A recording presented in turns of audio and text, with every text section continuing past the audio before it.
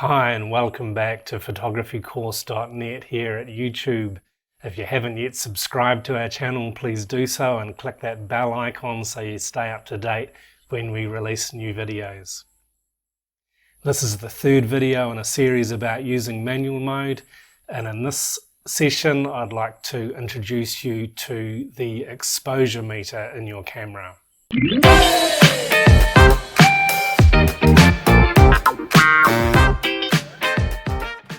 As I mentioned in the last video, the exposure meter was the only part of this lovely old camera, my first camera, that required a battery to use it.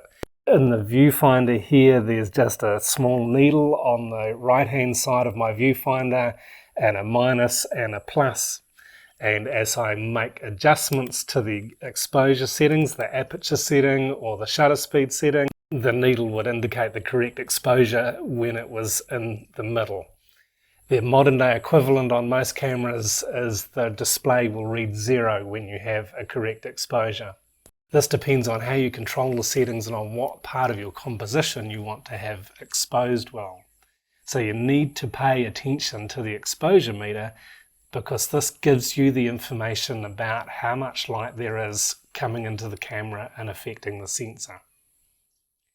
If you've been used to using aperture priority or shutter priority or any of the auto modes, you might not even be aware of this display in your camera. At some cameras it doesn't even show up unless you're switched on to manual mode.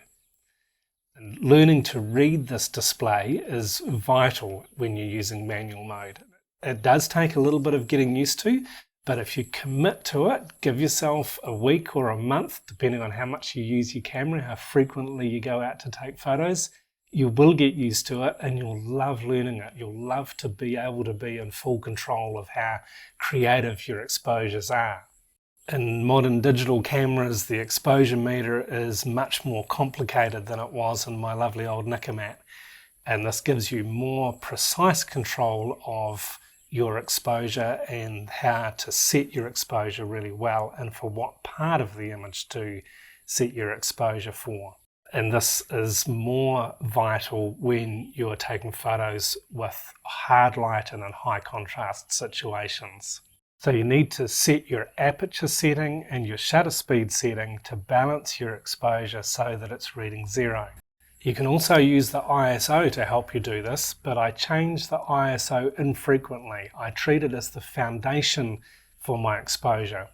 I generally only change the ISO setting when the light changes dramatically. So if I'm photographing outside in the bright sun and go indoors, this is when I'll change my ISO setting.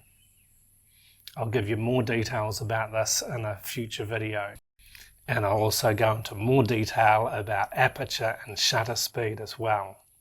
On most digital cameras, there's another method of choosing your exposure that's really easy to use.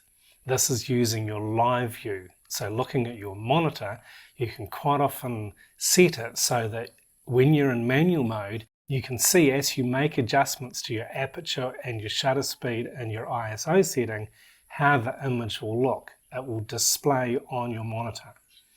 Not all cameras will do this. Some cameras have the monitor set to stay as a constant setting.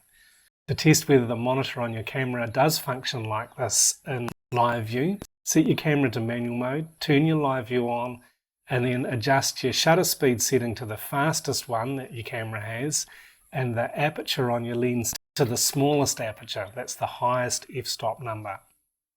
You probably won't be able to see anything much on your monitor at all with the setting like this in live view if your camera does function like this. Then start opening up your aperture. So click through to a lower f-stop number, say f5.6 or f4, and see if your monitor changes.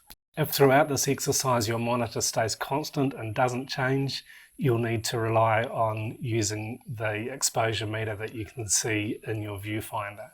So I hope this information about the exposure meter has been helpful. Stay tuned for more videos on using manual mode and check out the articles on photographycourse.net to learn more about it.